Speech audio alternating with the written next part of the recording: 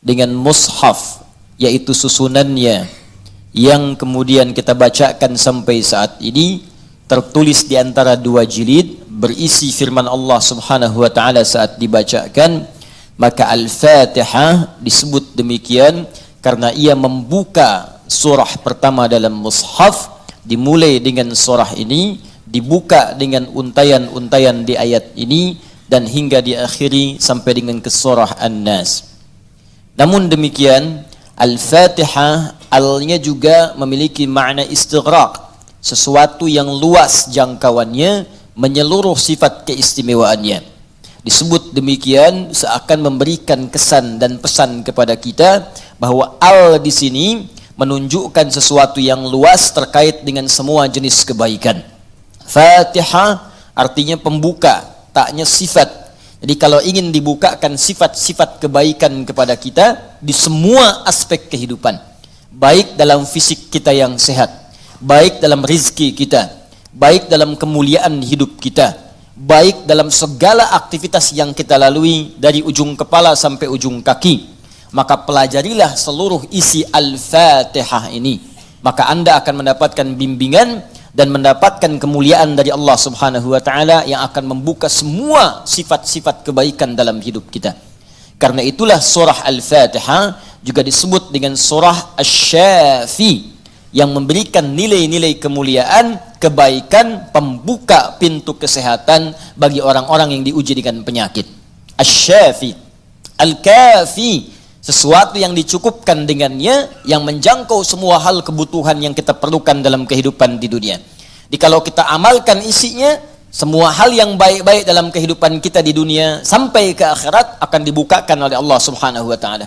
Apa yang Anda butuhkan? Apa yang Anda perlukan? Apakah kemudahan dalam beraktivitas? Apakah kemudahan dalam rizki? Amalkan isinya, maka kita akan dimudahkan dan diistimewakan oleh Allah Subhanahu wa taala. Demikian dengan nama-nama yang lainnya, sampai diberikan nama 14 kurang lebih untuk menunjukkan luasnya jangkauan kemuliaan dan sifat-sifat kebaikan yang dimiliki oleh surah ini. Lalu pertanyaannya, bagaimana kemudian mendapatkan hal yang dimaksudkan tadi? Kalau sakit, cepat sembuhnya. Orang dulu dibacakan sekali Al-Fatihah, dengan izin Allah langsung sembuh. Kalau kita ada kesulitan rezeki, cepat didatangkannya. Orang dulu kemudian mengamalkan surah Al-Fatihah, maka bahkan ada orang yang belum minta, sudah langsung disediakan oleh Allah Subhanahu wa taala. Demikian dengan aspek-aspek yang lainnya. Karena itu penting bagi kita untuk mengetahui isi surah ini, kemudian mengamalkan kandungannya, tidak sekedar membacakannya, tapi tidak mengetahui isinya, tidak paham kemudian kandungannya, sehingga saat kita mengamalkan isinya, kita tidak disertai dengan pemahaman yang baik, dan tidak merasakan bagaimana kemuliaan surah yang dimaksudkan. Yang paling berbahaya, dibaca iya tiap hari, tapi nggak diamalkan isinya, itu persoalannya. Berbahayanya bukan berbahaya dalam persoalan nggak dapat pahala, bukan. Sayang saja dibacakan tiap hari 17 kali, tapi tidak mendapatkan isinya. Kayak orang bekerja tapi nggak dapat gaji. Kerja tiap hari tapi akhir bulan nggak gajian gitu. Ya, Allah perintahkan kita untuk membacakannya 17 kali dalam sehari dan menjanjikan pada kita semua jenis kemudahan dan kebaikan dalam hidup. Kita bacakan cuman nggak dapat, itu masalahnya. Nah, persoalannya kenapa orang tidak mendapatinya? Boleh jadi bukan karena tidak membacanya, tapi cara membacanya itulah yang tidak sesuai dengan yang diinginkan oleh Al-Quran dan isi surah itu sendiri. Karena itu coba kita gali bagaimana kemudian surah ini diurutkan ayat-ayatnya dan dijelaskan oleh Allah dengan untayan firman-Nya yang sangat luar biasa. Baik, di pertemuan yang lalu kita telah mulai dengan ayat yang pertama. Begini cara memahaminya. Al-Fatihah. Kalau kita ingin memulai bacaan Al-Quran, maka mulai dengan surah ini. Itu yang khusus. Al-Fatihah. Jika kita ingin mendapatkan semua jenis kebaikan dalam hidup dunia akhirat, maka mulai pahami ayat-ayat berikut ini. Cara memahaminya, 1. Bismillahirrahmanirrahim. Baik, Bismillahirrahmanirrahim. Amalkan bagian ayat yang pertama yang memiliki 5 makna dalam kalimat atau ayat yang telah disebutkan tadi. Huruf ba, kedua ismun, ketiga Allah, keempat ar-Rahman, kelima ar-Rahim. Ba yang memiliki 14 makna. Di antaranya di ayat ini ada makna yang terkait dengan ghayah, tujuan. Ada ilsaq, sesuatu yang lekat sekali, dekat, tak terpisahkan. Kemudian musahabah, yang mengawasi kemanapun kita beraktivitas. Kemudian ada istighraq, sesuatu yang luas, menyeluruh, ya, tanpa kecuali. Lalu kita mengatakan bismillah, baknya kita sebutkan, ini artinya jadikan semua aktivitas kita tanpa kecuali, istighraq. Dari bangun tidur sampai tidur lagi, lakukan ghayah semua lillah, karena Allah Subhanahu wa taala. Jadi kalau ingin dibukakan pintu kebaikan oleh Allah, Al-Fatihah, ingin semua dibuka baik, seluruh aktivitas kita, maka niatkan semua yang baik-baik karena Allah. Itu kunci pertamanya. Bangun tidur, niatkan karena Allah. Di begitu Anda bangun, niatkan semua aktivitas karena Allah Subhanahu wa taala. Karena itu saat kita bangun tidur, semua ditujukan karena Allah. Alhamdulillahilladzi ahyana ba'dama amatana wa ilaihin nusyur. Jadi kalimat pertama dengan akhir itu karena Allah. Alhamdulillah, terima kasih ya Allah, saya diberikan kesempatan hidup lagi saat ini. Padahal engkau bisa wafatkan aku dalam tidur tadi. Dengan izinmu, ya, sesuai dengan ajal darimu, aku diberikan semua kesempatan untuk hidup lagi. Alhamdulillah, semua pujian aku berikan kepadamu. Lillah. Di ujungnya, wa ilaihin nusyur. Maka sekarang aku akan beraktivitas mencari bekal sebagai persiapan pulang kepadamu. Wa ilaihi, untuk Allah Subhanahu wa taala. Makanya kalau Anda mengucapkan doa ini saat bangun tidur, kita sudah berjanji, semua aktivitas di hari itu kita akan tujukan karena Allah saja. Mencari bekal, bukan karena yang lain. Jadi kalau Anda ucapkan doa tadi, berarti nanti makannya karena Allah, minumnya karena Allah, bekerjanya karena Allah, salatnya karena Allah, infaknya karena Allah, merawat anak karena Allah, semua karena Allah. Ghayah. Awas, hati-hati ya, hati-hati. Maka dampaknya orang yang semua aktivitasnya dilakukan karena Allah Subhanahu wa taala, maka fungsi ba yang ketiga. Satu tadi ghayah, kedua istighraq, yang ketiga ilsaq dan musahabah. Lekat dan diawasi oleh Allah. Kalau dulu kita contohkan orang yang meniatkan semua aktivitas karena Allah, maka yang kedua rumusnya, rasakan seakan-akan aktivitas itu diawasi oleh Allah Subhanahu wa taala dengan pengawasan yang lekat seperti lem yang menempel, yang menyatukan dua sisi. Ya, mau minum, rasakan diawasi oleh Allah. Bismillah, minum, lakukan karena Allah. Maka mohon maaf, ketika minum Anda dikerjakan karena Allah dan merasa diawasi oleh Allah, ini kuncinya. Awas, ini kuncinya. Karena ada orang yang melakukan sesuatu karena Allah, tapi nggak merasa dilihat, nggak merasa diawasi. Ini saya tanya pada Anda, maaf ya, tadi saat sholat itu, sholatnya karena Allah bukan? Jawab aja, karena Allah bukan? Karena Allah. Baik, kalau sesuatu dikerjakan karena Allah, maka rumus keduanya, rasakan Allah mengawasi kita. Pertanyaan saya yang kedua, saat Anda sholat tadi, saya sholat, kita sholat, merasa nggak diawasi Allah? Merasa nggak dilihat Allah? Karena beda antara orang yang merasa diawasi dengan yang hanya mengerjakan saja, itu lain. Akan beda. Silahkan Anda bekerja, merasa diawasi, Anda akan serius dalam pekerjaan Anda. Mahasiswa yang sedang ujian, merasa diawasi, itu akan fokus kepada soal. Susah, mau noleh kanan, khawatir, ada CCTV. Mau noleh kiri juga khawatir, karena terawasi, dia akan fokus. Makanya orang sholat itu kalau benar-benar sholatnya merasa diawasi, dia fokus, gak akan nengok kanan kiri. Gak ada istilahnya ketika takbir Allahu Akbar, tangannya gak sedekap nih. Tahiyatnya kok gerak-gerak ya. Atau bahkan saat sholat mikirkan yang lain. Allahu Akbar, tender ya Allah, tender. Allahu Akbar, WhatsApp belum dibalas. Allahu Akbar, status belum diupdate. Jadi kalau kita benar-benar merasakan diawasi Allah, bahkan kita pun akan belajar bagaimana cara membacakan bacaan dalam sholat supaya benar. Karena malu gitu. Malu baca Al-Fatihah, bacaan belum bagus. Dan merasa didengar Allah, kan malu. Anda bicara di depan saya, bicaranya nggak jelas, Anda sendiri sudah nggak enak. Ustadz Adi, saya mau bertanya, silahkan. Kan kalau kedengaran nggak jelas pun, saya dengarnya pun nggak paham, Anda nyampaikan pun nggak enak.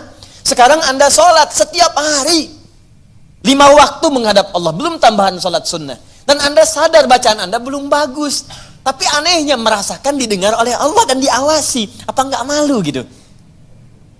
Coba deh satu kali rasakan hal yang demikian. Jadi kalau kita memang merasa, itu dampaknya lain ke dalam ibadah kita. Nanti rumus terapannya, aktivitas harian kita. Ini minum ini pekerjaan sederhana, tiap hari kita minum. Cuman ada beda ketika minum kita itu merasa dilihat Allah. Maka saya katakan di pertemuan lalu, mustahil Anda akan menyentuh minuman yang tidak disukai oleh Allah. Mustahil. Jangankan menyentuh yang dilarang Allah, mau minum pakai tangan kiri pun rasanya nggak enak. Pasti Anda akan pindahkan itu kepada yang lebih baik. Paham sampai sini ya?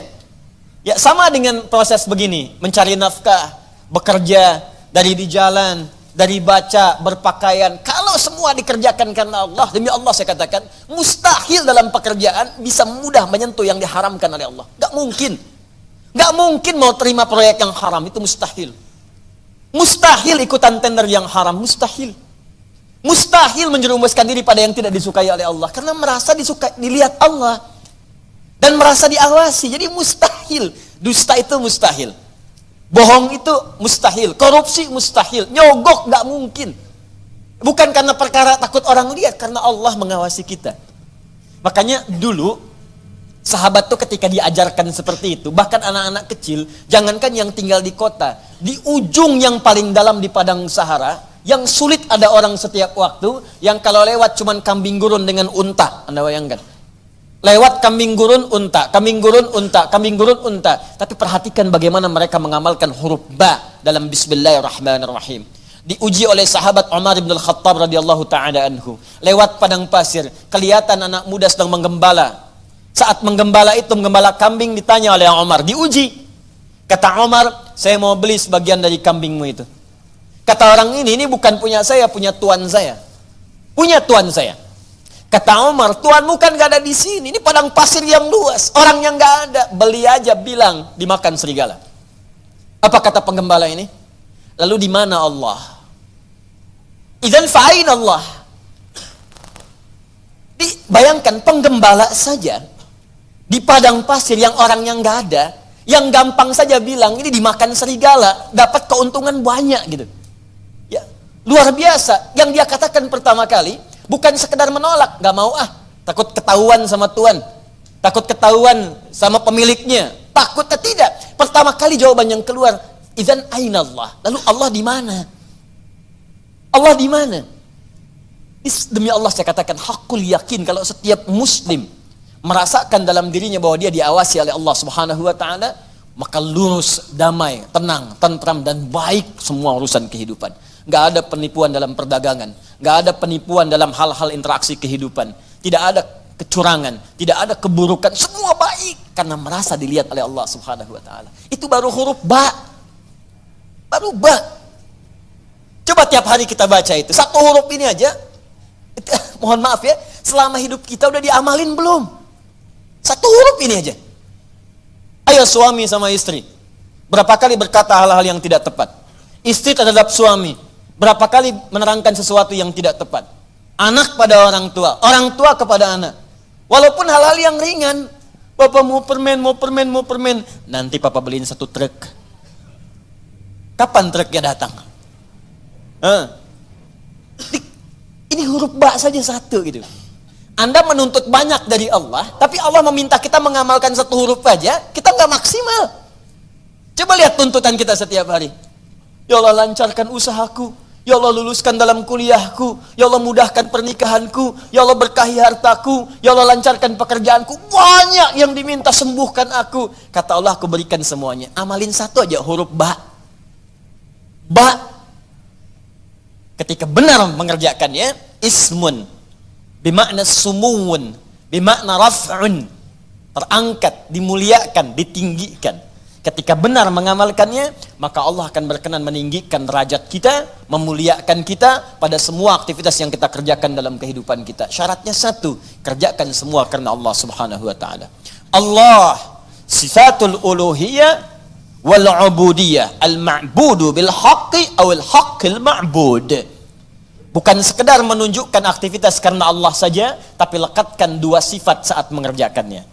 Saya mau minum ya, saya ucapkan bismillah. Bukan sekedar merasakan Allah mengawasi kita saja, tapi rasakan yang mengawasi kita punya sifat uluhiyah, sifat ketuhanan. Ini Tuhan saya, Allah. Gambarannya begini, maaf ya, gambarannya begini. Pimpinan saja, pimpinan di kampus, rektor mengawasi ujian Anda serius. Pimpinan di kantor, mudir, direktur utama mengawasi Anda begitu serius. Pengawas saat Anda bekerja, maaf, di sekolah, di SD, di SMP, di SMA ada pengawas, maka semua guru-guru serius. Semua serius. Sekarang yang mengawasi kita bukan makhluk lagi, pencipta rektor, pencipta direktur, pencipta kemudian pengawas, pencipta semuanya. Jauh di atas mereka semua. Maka orang-orang yang merasakan langsung Allah, Tuhan yang mengawasi saya, maka setidaknya keseriusan itu lebih bertambah daripada sebelumnya. Itu poinnya. Dirasakan saat Anda mengerjakan sesuatu, langsung Allah yang mengawasi saya nih, bukan yang lain. Di saat bekerja rasakan Allah yang mengawasi saya. Saya nggak peduli ada manajer, nggak ada direktur, terserah. Ada supervisor, tidak ada supervisor, terserah. Yang penting Allah mengawasi saya. Itu poin pertama. Awas, ini perkaranya ringan nih, ya. Kelihatannya sedikit kecil, ringan, tapi dampaknya besar si Allah Subhanahu wa taala. Jika benar kita mengerjakannya dengan menuhankan Allah dan merasakan pengawasan Allah Subhanahu wa taala, maka nanti lihat dua terakhir di bagian penutup ayat tadi. Yang kedua, sifat ubudiyah. Ini yang sering gagal di sini. Haqqul ma'bud wal ma'budu bil haqq. Yang berhak untuk disembah dan yang disembah dengan yang sebenar-benarnya. Saya jelaskan di pertemuan yang lalu. Ya, siapa dia? Allah. Sifat dari nama Allah yang kedua adalah sifat yang menjadikan semua aktivitas kita niatkan sebagai ibadah karena Allah yang dipertuhankan tadi. Jadi kalau mau minum, bukan sekedar minum, niatkan karena Allah sebagai ibadah. Kalau mau makan, niatkan karena Allah sebagai ibadah. Mau berpakaian, niatkan karena Allah sebagai ibadah. Makanya orang-orang yang berpakaian yang niatnya ibadah, gak akan cari pakaian yang ngebuka aurat. Katanya karena Allah, tapi pakaiannya aurat terbuka. Coba akhwat deh yang di bawah. Bu, ya. Coba ada ibu lihat. Bismillahirrahmanirrahim. Pakainya memang bismillah, tapi rambutnya tersingkap. Jilbabnya gak dikenakan gitu. Lalu di mana Allah pada saat mengucapkan bismillah itu? Kok bisa ke masjid pakai mukena ditutup, keluar dari situ pakai rok lagi? Ustadz lihat, tidak. Cuman ya gimana gitu. Ya. Kebayang nggak? Pernah menemukan yang seperti itu? Tuh. Ya kok bisa gitu kan? Di luar pakai rok, begitu masuk masjid kemudian ditutup semuanya. Kenapa Pak? Ibu kenapa ditutup? Mau sholat Pak. Terus kalau sholat ditutup, iya. Kenapa? Kan menghadap Allah. Lalu Allah itu cuma ada di masjid. Allah cuma ada di musola. Idzan fa'aina Allah. Sholat itu kan melatih kita untuk merasa dekat dengan Allah. Makanya disebut sholat. Coba lihat sini. Fokus. Kelihatan nggak? Enggak. Nih, sholat. As-salah. Ini. Lihat baik-baik ya, fokus dikit saya terangkan agak panjang. Ini asal katanya, kalau kita gali ke dasar-dasar yang paling awalnya, ini nanti dari kata silatun, as-silah. Kata kerjanya dari wasala, yasilu silatan, wasalatan. Sesuatu yang tersambung erat, sulit dipisahkan. Silah, sesuatu yang tersambung erat, sulit dipisahkan. Pernah dengar kata ini? Silaturahim.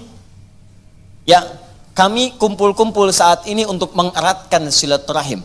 Silah itu sudah erat.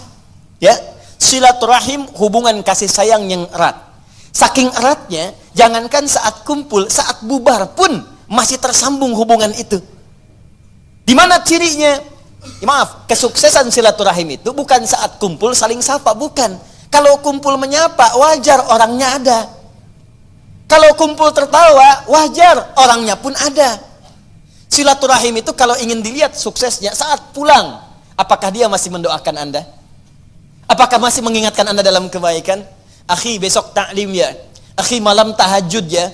Kemudian Anda doakan tanpa sepengetahuan dia. Ya Allah sayangi sahabat saya. Ya Allah kekalkan hubungan kami sampai dengan ke surga. Ya Allah, jaga keluarga dia dalam kebaikan. Ya Allah, sehatkan semua anggota keluarganya. Ya Allah, jadikan kami bersaudara keluarga kami dengan keluarga dia. Itulah silaturahim, silah, hubungan yang erat, yang tak terputuskan dan tidak tersekat oleh tempat dan keadaan serta waktu. Itu silah. Nah, kalau kita ingin menjadikan latihan supaya kita terhubung dengan Allah, kapanpun, dimanapun, tanpa disekat oleh tempat dan waktu, maka latihannya untuk mendekat kepada Allah disebut dengan sholat namanya. Di sholat ini cara kita terhubung dengan Allah. Supaya saat terhubung itu, bukan cuma di masjid, nggak ada sekat tempat dimanapun tersambung dengan Allah. Dikeluar dari masjid, ingat Allah. Makanya orang yang jalannya keluar dari masjid ingat Allah, maka jalannya pun jalan yang merasa diperhatikan oleh Allah. Nggak akan dia sombong. Dan gak akan pernah tertukar sendal. Betul. Karena dia ingat Allah.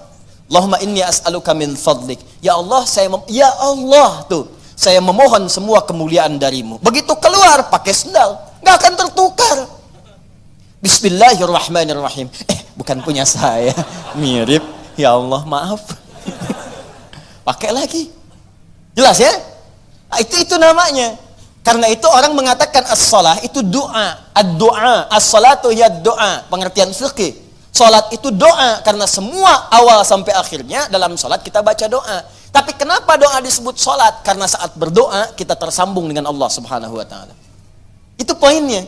Makanya setiap orang berdoa itu nyambung dia dengan Allah. Ya Allah, ya Allah, ya Allah, nyambung. Karena itu di fikih disebut as-salat ya doa. Tapi asal maknanya sesuatu yang terhubung dengan Allah, hubungan yang sangat erat, tak terpisahkan waktu dan tempat. Makanya aneh kalau ada orang sholat ke masjid, dari mulai rok mini, kemudian pakai mukena ditutup, keluar masjid dibuka lagi. Itu artinya nggak nyambung. Nggak nyambung. Nggak nyambung. Sama dengan ikhwan. Ke masjid antum ini, nyembah Allah, fokus, khusyuk, keluar dari masjid, maksiat lagi, nggak nyambung. Nggak nyambung. Ada yang salah itu. Jadi aneh kan, menuntut banyak kepada Allah, tapi hak-hak Allah nggak dipenuhi. Dan jangan sekat ibadah itu dalam konteks ritual saja. Bukan sekedar sholat, bukan. Sholat itu latihan. Bukan sekedar baca Al-Quran. Karena ibadah yang baik itu akan meluaskan aura ibadahnya di luar konteks dalam penuraian yang ritual itu. Di selesai ritual, keluar, masih ingat Allah. Coba buka Quran surah keempat, ayat 103. Perhatikan bagaimana Allah menjelaskan keutamaan apa yang dikerjakan setelah salat itu. Tadi yang saya terangkan maknanya. Fa idza qadaytumus salata, maka jika engkau telah selesai mengerjakan salat, fadhkurullah. Maka salat yang benar itu saat dikerjakan akan mengingatkan engkau dengan Allah. Maka ingatlah Allah. Qiyaman saat berdiri. Jadi kalau orang benar salatnya, selesai salat berdiri, yang diingatnya Allah. Wa qu'udan, duduk. Anda ke musola di kantor, balik dari ke musola, balik lagi ke meja, duduk di kursi, depan komputer, duduk sambil ngetik, fadhkurullah, ingat Allah. Bukan sekedar subhanallah, subhanallah, subhanallah, sambil ngerjain proyek, astagfirullah, astagfirullah, astagfirullah, dicek oleh supervisor, di komputernya astagfirullah semua. Bukan itu. Bukan itu maksudnya. Maksudnya ketika Anda kerjakan itu, Anda ingat Allah, maka nggak ada nol yang bertambah. Tidak ada angka yang berubah, sesuai semuanya. Kenapa? Karena merasa diawasi oleh Allah Subhanahu wa taala. Tuh, dua poin itu hadir nggak dalam kehidupan kita? Apakah selama ini berpakaiannya karena Allah? Maka pakaian ini nggak akan dicari dari sesuatu yang haram. Dan pakaian ini akan digunakan pada yang baik-baik. Makanya pakaian yang diperoleh dari harta yang baik akan keluar perbuatan baik dari itu. Harta benda yang dihasilkan dari proses yang halal, semuanya akan berkah.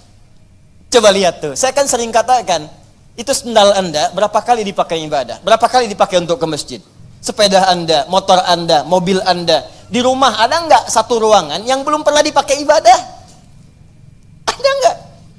Coba cek, cari ya satu ruangan di rumah yang di situ nggak pernah dipakai ibadah, cari. Mulai sekarang pulang, pakai dulu di situ. Khawatirnya saat dihisab itu nggak ada nilainya. Cuma jadi gudang. Jadi gudang. Masya Allah. Koper ditaruh di situ, kopernya pernah umroh, tapi nggak pernah dipakai ibadah di situ. Ya, ini sederhana teman-teman sekalian, tapi ini syarat mutlak untuk mendapatkan apa yang tadi kita inginkan. Al-Fatihah, Al-Fatihah. Ba-nya disertai dengan sifat uluhiyah, dan sifat ubudiyah. Kalau benar semua itu dikerjakan, maka ditutup dengan kalimat Ar-Rahmanir Rahim. Makanya Ar-Rahmanir Rahim harakatnya kasrah ikut kepada Allahnya, sifatnya. Silakan cek. Bismillahirrahmanirrahim. Enggak ada a, enggak ada u. I. Silakan lihat. Bismillahirrahmanirrahim. Ada? Ar-Rahman itu na'at. Awas, na'at kepada sifat sebelumnya man'ut Allah. Di ilmu nahwu sifat mausuf na'at man'ut. Siapa yang disifati? Allah. Siapa yang diman'uti? Allah. Di na'atnya Ar-Rahman, sifatnya Ar-Rahman, mausufnya Allah. Dan sifat mausuf enggak terpisahkan. Paham? Tidak. Nggak bisa dipisahkan yang disifati dengan sifatnya. Yang disifati itu Allah, sifatnya Ar-Rahman plus Ar-Rahim. Sifat dengan yang disifati nggak bisa dipisahkan. Sifat Ar-Rahman nggak terpisahkan dengan Allah. Jadi kalau ingin mendapatkan sifat Rahman, maka amalkan sifat dalam lafaz Allah yang tadi disebutkan. Ingin mendapatkan kemuliaan dalam Rahman, maka amalkan dua sifat yang melekat pada kalimat Allah, uluhiyah kemudian ubudiyah. Pertuhankan Allah dan lakukan semua pekerjaan sebagai ibadah. Maka semua urusan dunia yang baik-baik Allah buka. Sifat Allah yang memberikan semua kemuliaan dunia disebut dengan Rahman. Nanti semua yang kita kerjakan karena ibadah punya bekal akhirat. Bismillahirrahmanirrahim. Minum. Alhamdulillah. Contoh. Nah, dituliskan ini. Karena diucapkan Bismillahirrahmanirrahim, ada kemudahan, berkah, memberikan kekuatan dunia. Tapi poin terbesarnya, begitu disebutkan Bismillahirrahmanirrahim, dituliskan pahala akhiratnya. 10 poin. Maka saat pulang ke akhirat nanti, dibukalah semua hasil pekerjaan dunia kita yang jadi ibadah. Sifat Allah yang memberikan kepada kita balasan dari akhir pahala tadi, disebut dengan Rahim namanya. Makanya semua pekerjaan yang tidak disebutkan nama Allah di dalamnya, maka dia kehilangan poin pahalanya. Sifat Rahim tidak akan pernah diberikan pada hamba yang tidak mendulang pahala dalam beraktivitas saat di dunia. Jelas sampai sini? Nah, karena itu tolong jangan sampai dunianya banyak, akhiratnya nestapa nanti. Jangan sampai dunianya kaya, akhiratnya fakir. Coba saya tanya deh di sini. Pilih mana? Kaya dunia, fakir akhirat, atau fakir dunia, kaya akhirat? Benar. Benar, cepat. Perwakilan ibu-ibu. Biasanya ibu-ibu lebih cepat. Bu, ada saingan di sini. Ya kaya dunia, kaya akhirat. Rabbana atina fid dunya wa fil akhirati wa qina adzabannar. Itu poinnya. Jadi kerjakan semua karena Allah. Ini kelihatan ringan, tapi kalau diamalkan akan ada perbedaan dalam kualitas kehidupan kita. Sekarang bagian yang pentingnya, ini yang kita sambungkan ke ayat yang kedua. Setelah kita mengerjakan semua karena Allah itu, dan Allah berikan apa yang dijanjikan tadi. Ya Allah, saya ingin mudah bekerja. Bismillahirrahmanirrahim. Ternyata diberikan. Ya Allah, besok saya ingin ujian. Bismillahirrahmanirrahim. Ternyata lulus. Ya Allah, besok saya akan lamaran. Bismillahirrahmanirrahim. Diterima lamarannya. Ya Allah, besok saya akan menikah. Bismillahirrahmanirrahim. Lancar akadnya. Lantas apa yang harus kita lakukan setelah Allah berikan semua itu untuk bisa mengabadikan nikmat yang diberikan tadi atau bertambah dari yang sebelumnya? Maka itu yang akan kita bahas setelah menunaikan salat Isya nanti pada ayat yang kedua, Alhamdulillahi Rabbil Alamin. Kita jeda untuk menunaikan salat Isya berjamaah. Subhanakallahumma bihamdika asyhadu an la ilaha illa anta astaghfiruka wa atubu ilaik. Assalamualaikum warahmatullahi wabarakatuh. Assalamualaikum warahmatullahi wabarakatuh. Alhamdulillah. Wassalatu wassalamu ala Rasulillah wa ala alihi wa sahbihi wa man wala wa ba'd. Saudara-saudariku, kita telah menunaikan salat Isya berjamaah. Semoga salat kita diterima oleh Allah Subhanahu wa taala. Kita lanjutkan kembali bahasan kita dan saya mengajak kita semua untuk mempraktekkan apa yang telah kita bahas. Minimal yang pertama, kita niatkan pelajaran kita ini sebagai ibadah karena Allah Subhanahu wa taala. Dan silahkan yang menemukan kelapangan di setiap tempat, kalau masih ada ruang silahkan bisa berbagi sehingga tidak terlampau nanti lelah untuk berdiri. Kemudian yang kedua, jika menemukan tempat silahkan bisa langsung duduk dan menyesuaikan. Ya, dulu orang banyak berdiri untuk menunggu kendaraan, Di terminal nunggu bis berdiri, nunggu kereta berdiri. Sekarang Masya Allah di majlis ta'lim ada yang berdiri. Mudah-mudahan itu pertanda kebaikan-kebaikan insya Allah. Ya. Cuman kelamaan berdiri juga nggak baik. Boleh diluaskan ya. Tapi kalau sudah tidak memungkinkan di tempat Anda mendapatinya, di situ Anda duduk. Ya, kecuali tangga dan toilet. Ya bisa geser sedikit. Baik. Orang yang menjadikan aktivitasnya semua karena Allah, ditujukan karena Allah, maka dalam mengerjakannya dia akan menerapkan dua sifat yang melekat pada nama Allah Subhanahu wa taala. Pertama adalah sifat uluhiyahnya. Rasakan saat mengerjakan itu diawasi oleh Allah Subhanahu wa taala sebagai Tuhan yang menciptakan kita dan akan yang menanyai kita di hari kiamat saat kita kembali kepadanya. Yang kedua, sifat ubudiyah kita kepada Allah. Jadikan pekerjaan kita itu sebagai ibadah karena Allah Subhanahu wa taala. Bukan sekedar salatnya, bukan sekedar puasa dan bacaan Al-Qur'annya, tapi semua aktivitas yang kita kerjakan dari bangun tidur sampai kita tidur kembali. Jika semua itu dikerjakan karena Allah, maka Allah akan mengangkat derajat kita, memuliakan kita dan meliputkan pada diri kita semua jenis-jenis kebaikan.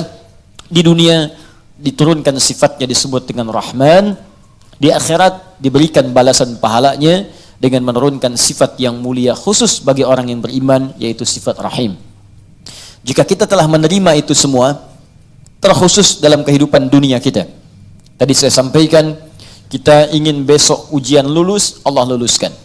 Kita ingin pekerjaan lancar, Allah lancarkan. Kita ingin dapat satu proyek berhasil, Allah tetapkan kita berhasil di dalamnya. Maka jika semua itu sudah Allah berikan kepada kita, badan sehat, pandangan awas, pendengaran jelas, kaki melangkah dengan nyaman, tidak ada persoalan pada tubuh kita, rumah juga sudah cukup, kendaraan baik, semua nyaman dalam kehidupan, maka apa yang harus kita lakukan kepada Allah Subhanahu wa taala? Maka turun ayat yang keduanya, melanjutkan bagian yang tadi untuk mengabadikan nikmat atau bahkan menambahkan nikmat yang telah Allah anugerahkan kepada kita. Maka disampaikanlah oleh Allah Subhanahu wa taala, alhamdulillahi rabbil alamin. Alhamdulillahi rabbil alamin. Kita baca dulu tafsirnya dalam keterangan Al-Imam Ibnu Katsir rahimahullah dalam kitabnya Tafsirul Qur'anul Azim, supaya kita bisa mendapatkan pandangan dari ulama. Nanti saya jelaskan huruf per huruf, kalimat per kalimatnya yang memadukan dengan kitab-kitab yang sebagiannya telah sampaikan kepada Anda semua di pertemuan yang lalu. Halaman 35. Alhamdulillahi rabbil alamin. Firman Allah Subhanahu wa taala, alhamdulillahi rabbil alamin. Saya bacakan dulu kitabnya. Al-Qurra'us sab'ah 'ala dhammid dal fi qawlihi alhamdulillah. Semua para pembaca dalam riwayat yang 7. Jadi ada 7 riwayat dikenal dengan bacaan mutawatir. Ya, sab'ah qira'ah al-mutawatirah. Ya, 7 jenis bacaan ini bacaan yang diterima. Ingat ya, diterima oleh seluruh lapisan umat Islam yang tersambung sanadnya, ya, beritanya, informasinya, pengajarannya ke Rasulullah sallallahu alaihi wasallam, diterima dari malaikat Jibril alaihissalam, bersumber dari Allah Subhanahu wa taala. 7 jenis ini dibaca pada bacaan Al-Qur'an, juga dibacakan sah dalam salat. Ya, dibacakan sah dalam salat. Ya, misal kita dalam bacaan Al-Fatihah ada ayat, nanti kita akan baca Maliki Yaumiddin. Ya, Maliki Yaumiddin. Maliki Yaumiddin. Maliki bisa dibaca panjang, 2 harakat mad tabi'i, Maliki Yaumiddin. Ya, boleh dibaca pendek di mimnya, maknya. Maliki Yaumiddin. Maliki Yaumiddin. Kan? Misal, ihdinas siratal mustaqim. Ihdinas siratal mustaqim. Sirat, as-sirat. Ihdinas sirat. Boleh dibaca pakai sad. Ihdinas sirat. Hafaz dari Asim, baca pakai sad. ihdinas siratal mustaqim. Kunbul baca pakai sin pada awalnya, ihdinas sirat, ihdinas sirat.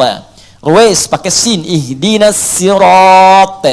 Tapi lughah Quraisy menggunakan sad, ihdinas sirat, sirat, ya.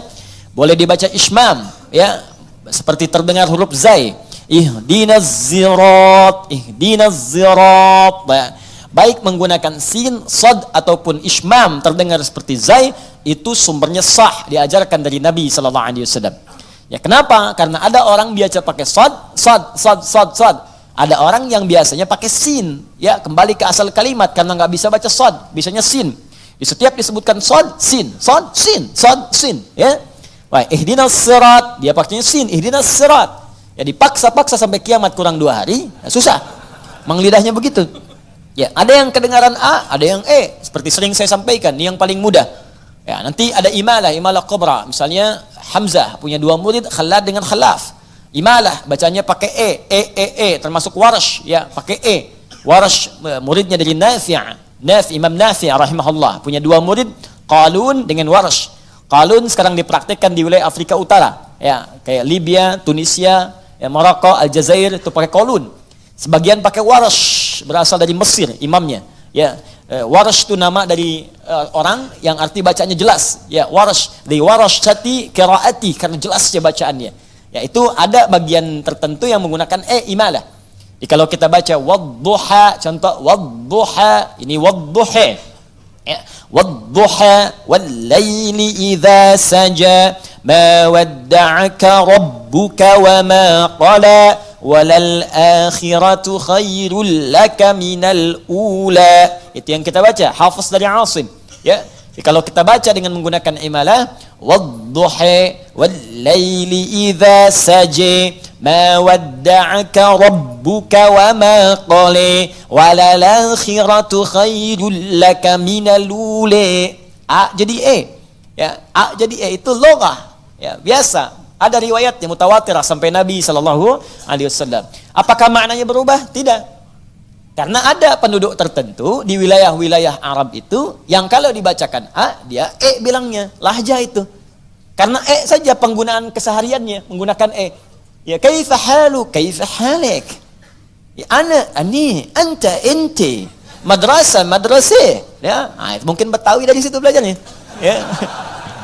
Fudus, ani, inti. Ya, itu dari sana. Sekarang bagian Syria, Palestina sebelah sana, Irak, Mosul sana itu pakai E, imalah banyak.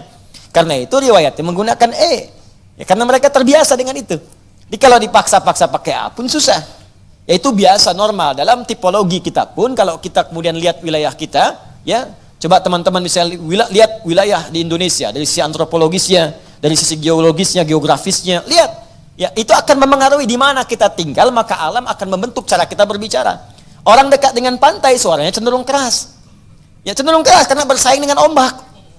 Oh, pokoknya baik, gitu ya. Ngobrol cuma 2 meter, kedengar 500 meter sana. Ya.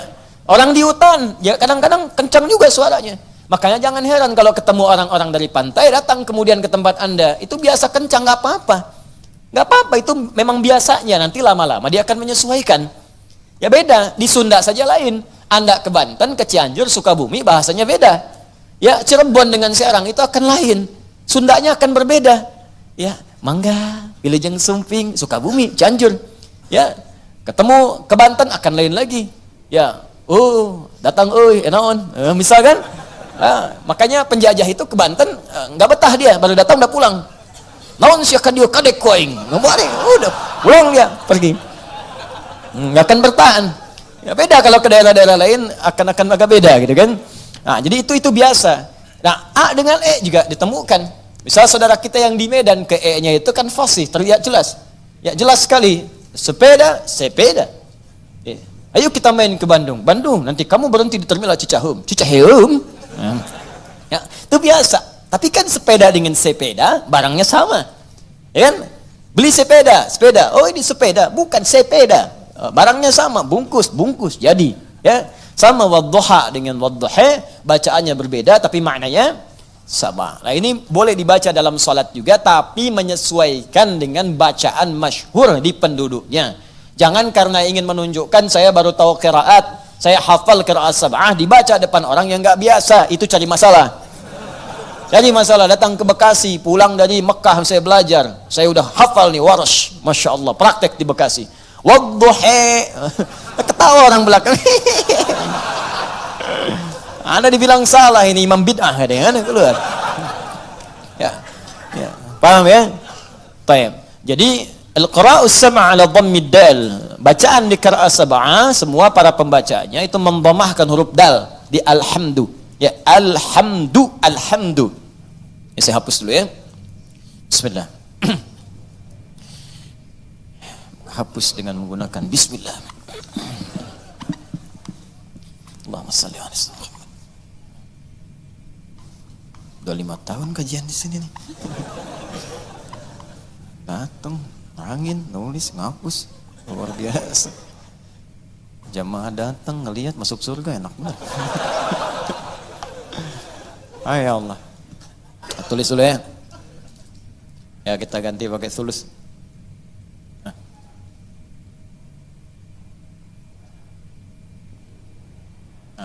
Ya. Alhamdu. Ini khat thuluth namanya. Dia ada diwani, ada thuluthi, ada naskhi. Ya. Yang terbaru saka namanya. Khat saka hoyong. Baik, yang pertama al-qira'us sab'ah ala dhammid dal fi qawlihi alhamdulillah. Al-qira'us sab'ah semua bacaan yang 7 itu kemudian menggunakan dhammah, ini harakatnya, dhammah rafa' dal pada huruf dal. Dibacaannya alhamdulillah. Ya, kalau saya sempurnakan, coba tambahkan dulu untuk nasakh ya supaya bisa mudah dibaca. Alhamdulillahi rabbil alamin. Ya. Alhamdulillah. Rabbil alamin.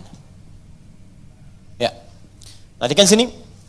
Yang pertama pakai dhammah. Ini yang dibaca dalam salat, di luar salat seperti kita baca mushaf Al-Qur'an atau sedang murajaah Al-Fatihah. Dibacaannya alhamdu, bukan alhamda pakai fathah atau alhamdi pakai kasrah. Ya, apa bacanya? Du, alhamdu pakai dhammah. Jadi kalau dibaca dalam salat, jangan baca menggunakan fathah alhamda atau kasrah alhamdi, tidak. Baca menggunakan dhamma. Alhamdulillah. Huwa mubtada'un wa khabarun. Huwa mubtada'un wa khabar. Di hukum i'rabnya, di gramatikal bahasa Arab, alhamdu itu mubtada. Mana khabarnya? Lillahi rabbil alamin. Alhamdu. Apa mubtada? Apa khabar? Nah, ini yang berdampak nanti pada pemaknaan. Ya, berdampak pada pemaknaan. Mubtada itu dalam kaidah bahasa disebut dengan setiap kata berada di awal kalimat. Wah, setiap kata berada di awal kalimat mubtada. Nah, fokus ya, baik-baik. Setiap kata berada di awal kalimat. Itu baru nahwu. Mubtada'un marfu'un wa alamatu raf'ihi dhammatun zahiratun fi akhirih wa tanwinuhu mahdhufun lidukhulil alifi wal lam 'alaihi. Ya, alhamdu itu mubtada. Rafa', alamat rafa'nya dhammah, jelas kelihatan di akhirnya. Dhammah itu tidak menggunakan tanwin. Kenapa? Karena ada alif lam di depannya. Kalau enggak ada alif lam maka bacaannya hamdun. Ada masuk alif lam maka dibaca alhamdu. Itu mubtada. Tapi kalau dalam ilmu fiqh lughah, dalam fiqh lughahnya beda antara lughah nanti di nahwu. Nahwu itu standar bahasa gramatikal aja. Nahwu itu untuk menentukan apakah ujungnya a, i atau u dalam bacaan. Itu ilmu nahwu. Jadi kalau kita misalnya mengatakan, saya ingin katakan begini, syaribtul ma'a, ma-nya pakai a. Hadza al-ma'u pakai u. Pakai u. Ma'a, syaribtul ma'a pakai a. Hadza al-ma'u. Ya. Nazal al-qalam ila al-ma'i. Ma'a, ma'u, ma'i. Kapan dibaca ma'a? Kapan dibaca ma'u? Kapan dibaca ma'i? Itu nahwu namanya.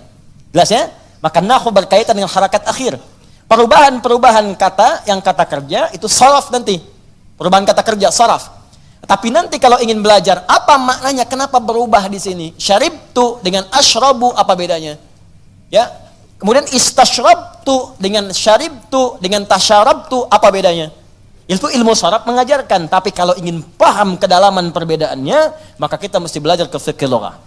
Nah, kenapa disebut mubtada? Apa kaitan dengan fiqh lughahnya? Perhatikan, mubtada itu segala yang terletak di awal. Segala yang terletak di awal. Segala yang terletak di awal sifatnya kalau dalam bahasa itu umumnya disegerakan. Awal. Awal disegerakan. Ingat, setiap yang terletak di awal, bukankah semua yang di awal itu segera sifatnya? Ayo lihat, semua yang ada di sab pertama yang awal-awal, bukankah segera yang datang ke sini? Orang yang datang jam 5, tempatnya di awal. Datang jam 6, jam 7, tempatnya agak ke belakang. Kenapa dia bisa di awal? Karena datang dengan segera. Paham? Nah, maka perhatikan baik-baik. Ketika ini hukumnya menggunakan rafa. Rafa itu diangkat. Dhammah itu harakat banyak itu diangkat. Ya, lihat sini. Supaya nggak bingung. Ini mubtada, saya tulis dulu. Yuk kita praktek ilmu bahasanya. Ini dhammah. Dhammah itu yang harakat jelas? Nanti ada maknanya, nanti saya jelaskan. Kemudian sifatnya rafa' di atas, rafa'. Wa alamat raf'ihi dhammatun dhahirah, rafa'. Mubtada sesuatu yang di awal. Sifatnya segera. Dhammah sesuatu yang terkumpul, banyak. Terkumpul. Ini saya bicara fikih bahasa ya, bukan bicara masalah hukum tajwid. Awas, bukan bicara nahwu, bicara fikih bahasa. Kalau bicara nahwu selesai dengan harakat dhammah, fathah, kasrah, khafad, nasab, kemudian rafa, selesai. Tapi kalau kita mau bicara lebih dalam, kenapa disebut dhammah? Dhammah kenapa disebut dhammah harakatnya Dari ilmu bahasa, karena saat dibacakan in dhamma, mengumpul di mulut kita itu suara kumpul. Fathah disebut fathah terbuka karena lisan kita terbuka saat mengucapkannya. Ya, kasrah disebut kasrah karena harakatnya pecah di lisan kita sehingga keluar kecil. Ya, turun ke bawah disebut khafad. Itu bacaannya. Tapi di fikih lughah beda maknanya. Beda. Sesuatu kalau menggunakan dhammah, in dhamma menunjukkan sesuatu yang banyak. Jadi, kalau ada harakat misalnya masuk menggunakan dhammah, harakatnya dalam satu huruf, itu di fikih bahasa makna pertamanya sesuatu yang mengandung hukum banyak. In dhamma yang dhammu. Sesuatu yang banyak terkumpul. Dah, tahan. Paham sampai sini? Kalau terletak di awal mubtada, di awal kalimat, alhamdu terletak di awal. Gak ada kalimat sebelumnya. Ayat kedua turun, alhamdulillahi rabbil alamin. Alhamdu, kalimat pertamanya, mubtada. Terletak di awal, menunjukkan sesuatu yang sifatnya segera. Jelas? Rafa, sesuatu yang tinggi. Tinggi di atas. Karena dhammah itu gak pernah letaknya di bawah. Selalu di atas. Ya, sesuatu yang tinggi di atas. Wah, saya cek dulu. Dhammah bunyinya apa? Fathah bunyinya apa? Kasrah bunyinya apa? Jelas ya? Nah, tinggal praktekkan, itu baru belajar bahasa. Anda mabit di sini, jam 2 mau perbaiki wudhu, begitu keluar di pohon samping, di pohon mangga tuh dekat lisan mat, ya, ada suara tunjuk kasrah. Emang saya takut kasrah ya. Dia berubah, bilang fathah, terakhir dhammah, bis itu lari.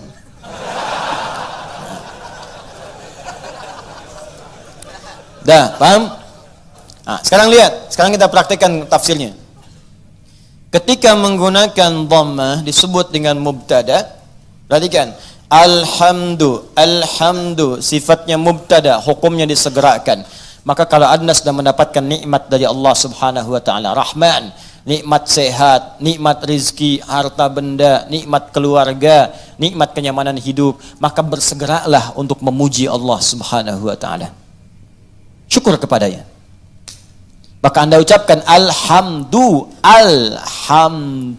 sifatnya disegerakan untuk kita menjadikan sifat syukur kita kepada Allah setelah menerima nikmat. Ini hukum umum. Bukankah Anda kalau saya berikan sesuatu, Anda seketika mengucapkan ucapan? Apa ucapannya? Terima kasih. Ya, saya berikan sesuatu, Anda ucapkan pada saya apa? Terima kasih. Ya kan? Anda terima, Anda ucapkan, saya kasih, Anda terima. Begitu saya berikan, terima kasih. Ya kan?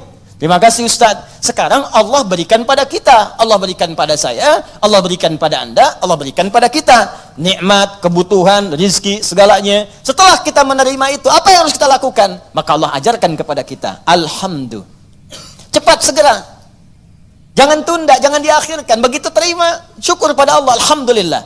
Alhamdulillah. Jelas sampai sini? Makanya kalimat alhamdulillah ini, itu dalam bacaan tafsir bisa dibaca dengan A. Bisa dibaca dengan A untuk menegaskan. Dari mana taunya Ustaz? Teruskan bacaannya. Wa ruwiya an Sufyan ibn Uyainah wa Ru'bah ibn al-Hajjaj annahuma qala alhamdulillahi bin nasbi wa huwa ala idmari fi'lin. Sufyan ibn Uyainah, kemudian juga Ru'bah bin al-Hajjaj, keduanya ahli tentunya dalam bidang qiraat, ya, keduanya menyampaikan riwayat bacaan dengan fathah. Tapi riwayat ini untuk tafsir. Ingat, bukan untuk bacaan dalam salat. Boleh dibaca dengan fathah, tapi bukan dalam salat.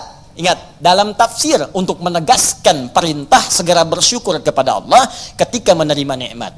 Kenapa dibaca alhamdulillah? Untuk menunjukkan kalimat perintah sebelumnya yang ditiadakan untuk memudahkan bacaan kita. Asal kalimatnya kalau kita turunkan, qulu, perintah dari Allahnya. Qulu. Katakan oleh kalian semua, alhamdulillah, alhamdulillah. Cuman kalimat ini yang nggak muncul. Ya, Allah tidak menurunkan kalimat ini karena sudah dipahami oleh orang Arab. Orang Arab paham. Dari mana pahamnya? Karena menggunakan dhammah. Dhammah ini sifat segera. Jadi sifat segera itu nggak dikasih tahu pun sudah paham, harus segera bersyukur.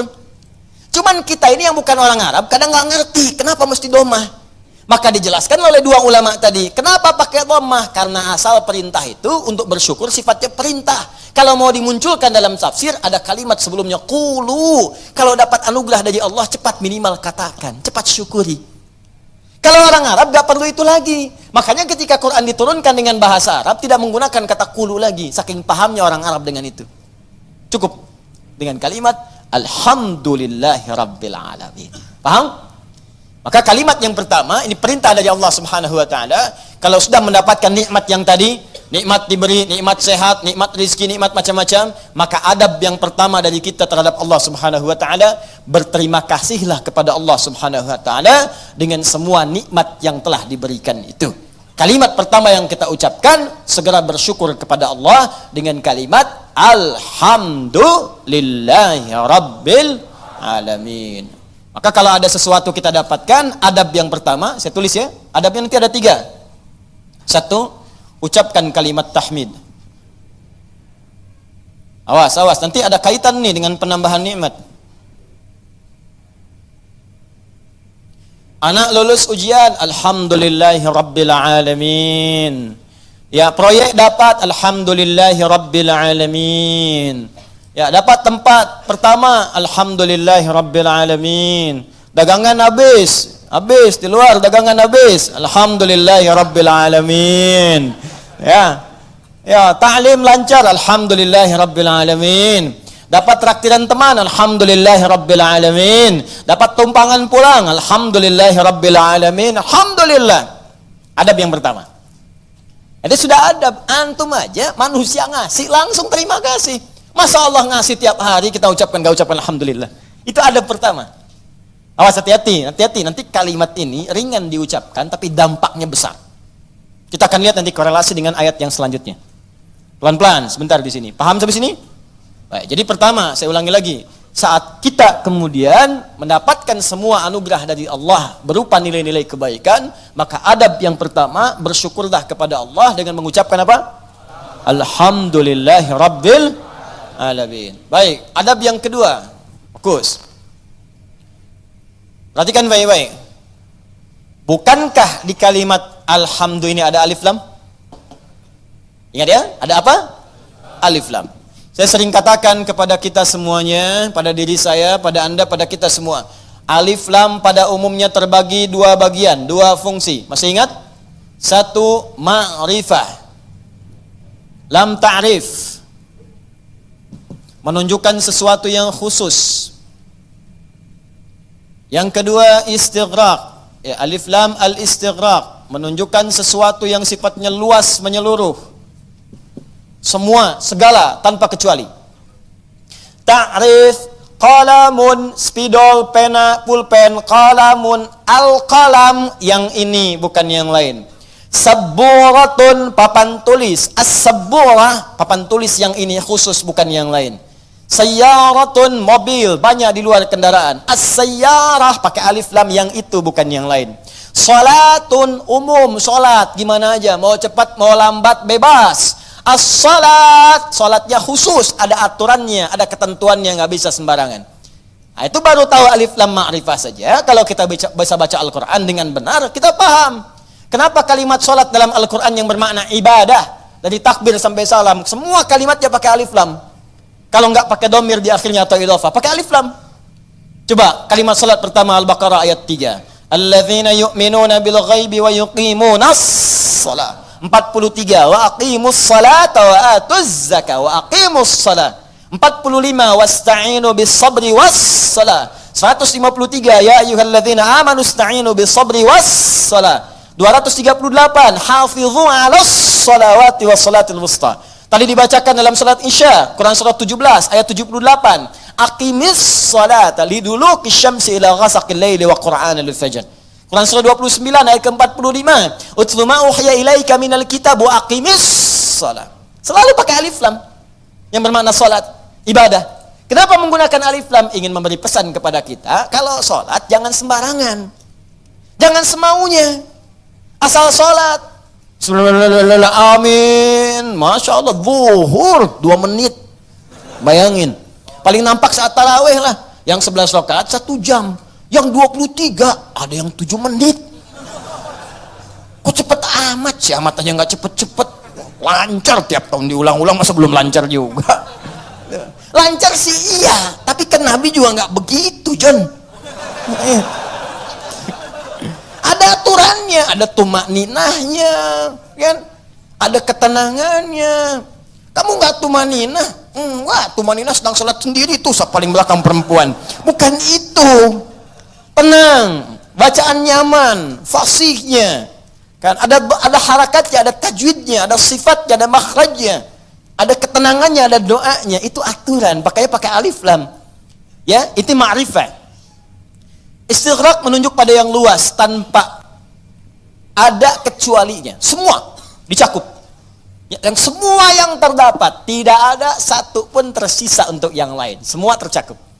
Nah, dua-duanya ini kita bisa terapkan dalam hukum kalimat alhamdu. Yang pertama, alhamdu. Kalau Anda ingin mengucapkan terima kasih, syukur kepada Allah Subhanahu wa taala, maka khususkan semua syukur itu hanya milik Allah saja. Jangan mengambil bagian darinya.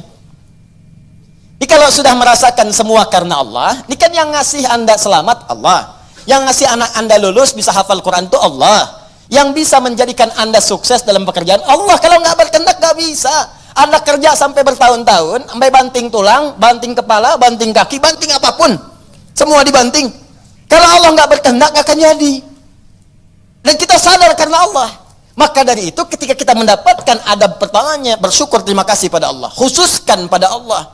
Jangan ngambil bagian dari situ. Karena kita meyakini apa yang kita dapatkan semua sumbernya dari Allah. Paham?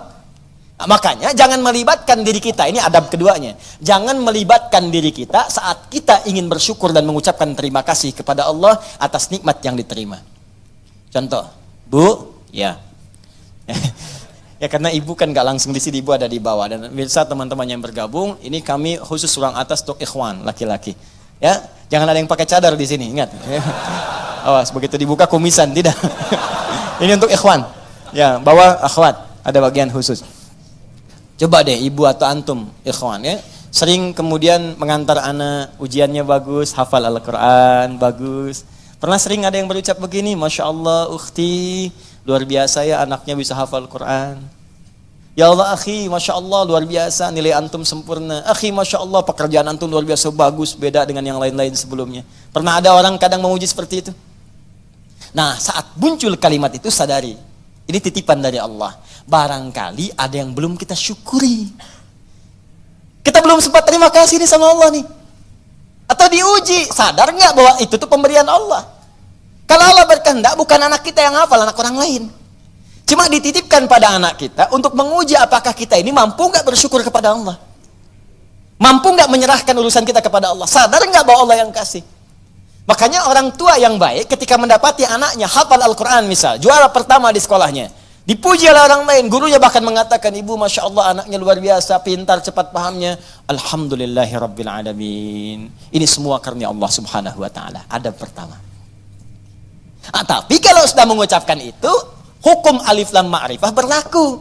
Khususkan hanya pada Allah, kita jangan ngambil bagian dari situ. Kalau ngambil bagiannya, maka berkurang sifat pujiannya.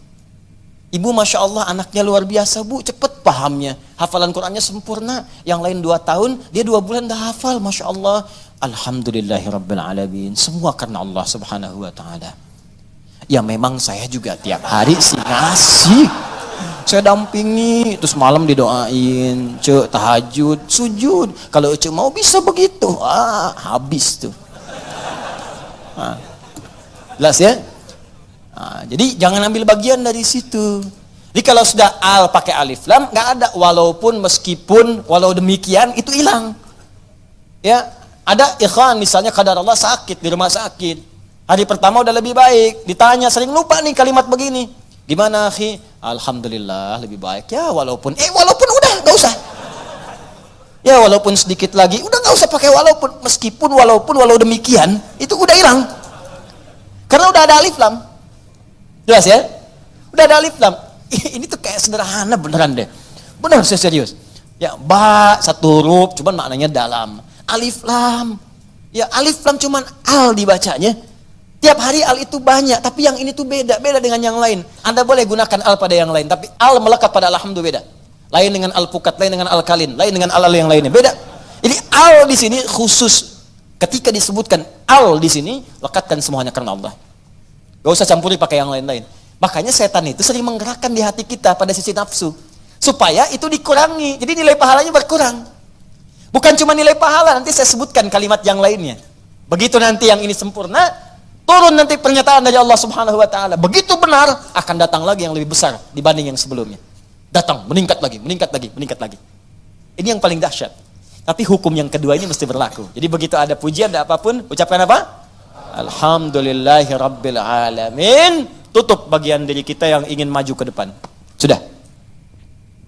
Tapi kenapa tapi Pak? Tapi semua ini dari Allah. Tidak ada peran saya sedikit pun di sini. Jelas sampai sini? Baik. Dan al berlaku yang kedua yaitu istighraq pada semua jenis kenikmatan yang kita raih. Ya, awas hati-hati, jangan cuma di satu sisi saja. Awas, hati-hati. Lupa kita itu. Dapat yang terasa materi, alhamdulillah. Iya. Alhamdulillah. Dapat proyek, dapat promosi, alhamdulillah. Keturunan, alhamdulillah. Alhamdulillah. Tapi lupa. Bukankah mata ini kadang dirawat oleh Allah untuk tidak sakit? Berapa kali bersyukur dengan nikmat mata ini? Berapa kali bersyukur dengan nikmat telinga yang jelas terdengar? Berapa kali bersyukur dengan nikmat kaki yang bisa melangkah? Anda berharap-harap hebat dapat proyek segala rupa, diuji oleh Allah, sakit kaki aja, nggak bisa berangkat kerja, hilang tuh. Jutaan, ratusan ribu, sekian, sakit, hilang. Cuman kaki aja satu, kena duri aja, ya tak, dah. Telinga nggak berfungsi sedikit, pusing, capek. Mata, kena gangguan, proyek nggak bisa kelihatan, susah. Berapa kali kita bersyukur dengan semua nikmat ini? Kadang kita bersyukur dengan segala hal yang kita dambakan dan belum kita pegang, tapi kita lupa dengan semua nikmat yang telah Allah anugerahkan pada kita dan melekat pada jasad kita. Maka dari itu dipaksa kita untuk mengucapkan kalimat ini setiap selesai salat. Supaya ingat banyak nikmat yang telah Allah berikan pada kita, walaupun kita berharap-harap yang lain yang belum tentu kita butuhkan. Kalau bahasa yang lainnya mungkin, ini nikmat dah banyak yang kamu butuhkan, saya berikan, itu aja belum disyukuri, kamu minta yang lain. Itu aja belum mampu nyukurin, kenapa minta yang lain? Yang belum tentu kita butuh, belum tentu kita perlukan. Makanya setelah kita subhanallah, subhanallah, subhanallah, subhanallah, ba'da salat apa yang diucapkan? Alhamdulillah, alhamdulillah, alhamdulillah, alhamdulillah, alhamdulillah, supaya sadar telah banyak nikmat yang kita peroleh, yang kadang kita menuntut banyak hal yang belum tentu kita butuhkan, tapi kita telah mendapatkan limpahan rahmat yang telah kita perlukan selama hidup kita. Jelas? Nah, bagian terakhir, adab yang ketiga. Ini adab pertama, ucapkan tahmid. Ya, satu. Adab yang kedua, jangan mengambil bagian. Atau kita bisa tegaskan dengan kalimat, tujukan khusus kepada Allah, khusus kepada Allah. Jadi jangan mengambil bagian dari tahmid kita itu. Saya naikkan ke atas sebagai adab kepada Allah. Dalam semua nikmat yang Allah berikan kepada kita, baik terasa ataupun yang belum terasakan. Ya, yang terasa sifatnya ini yang kita dapati dalam kehidupan kita. Yang belum terasakan, yang kadang-kadang kita ikhtiar baru kita peroleh. Jangan bedakan semuanya. Semua setiap kita dapati, alhamdulillah. Makanya kalau berzikir pasca sholat, jangan cuma di lisan. Saat alhamdulillah itu kaitkan dengan nikmat yang telah kita dapatkan. Ini begitu mengucapkan alhamdulillah, alhamdulillah, alhamdulillah. Bayangkan mata sehat, telinga sehat, kaki sehat, hati sehat, pikiran sehat, bening semuanya. Ya, anak sehat, semua sehat, istri sehat, suami sehat. Alhamdulillah, alhamdulillah. Makanya bersyukurnya nikmat. Alhamdulillah. Tapi nggak ada yang nyampe ke hati gitu. Nggak ada yang nyampe. Coba deh ucapkan pelan-pelan. Alhamdulillah, alhamdulillah, alhamdulillah. Rasakan. Ini itu tenang ke hatinya itu. Enak gitu. Zikir yang terasa itu nikmat ke hatinya. Dan ada ketenangan dalam jiwa kita, ada getaran. Ada getaran tersendiri. Enak rasanya itu, ada sentuhan ke hati kita. Ya, sentuhlah ia tepat di hatimu, maka ia akan jadi milikmu untuk selamanya. Ya, sentuh.